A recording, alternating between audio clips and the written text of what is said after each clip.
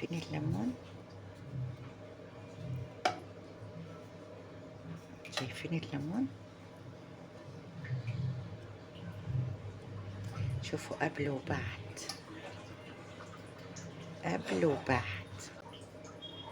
شايفين؟ تجيبي بقى الليمون اللي انتي بتعمليه من القشر، بس تعمله في كل حاجة. حطي بقى الليمون كده في الكنكة بتاعتك وهي مطوصة كده، حطي كده الليمون وسيبيها شوية اهي. عندك بقى حبة ملح ليمون حطي، هي انا هعملها لك من غير ملح ليمون ولا كربونات ولا اي حاجة اهي. عندك زيادة الخير خيرين اهي، كنكة مطوصة وشايفين قلبها وريتهولكم. وشوفوا بعد وقبل، شوفوا بعد الليمون وقبل الليمون. انا وريتها لكم قبل الليمون وبعد الليمون هوريها لكم. بصوا كده وشفتوا قلبها، وده بالليمون. ده بالليمون بس، حطيتش بقى كربونات ولا حطيت ملح ليمون ولا حطيت حاجه.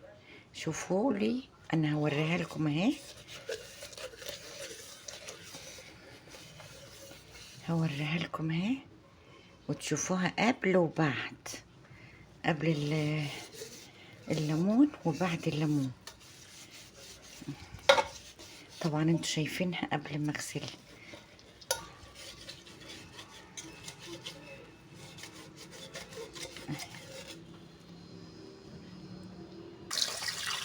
شايفين؟ ادي الكيكه، ادي الكنكه اللي انا كنت موريها لكم قبل وبعد، قبل الليمون، قشر الليمون. الكنكه كانت شكلها ايه؟ شايفين الكنكه كانت شكلها ايه؟ انا وريتها لكم قبل وبعد. شايفين؟ شايفين الكنكه؟ كنت موريها لكم قبل وبعد الليمون اهي. ايش الليمون بس، لا عليها كربوناتو ولا عليها ملح ليمون ولا عليها اهي. قبل، وريتها لكم قبل وبعد اهي.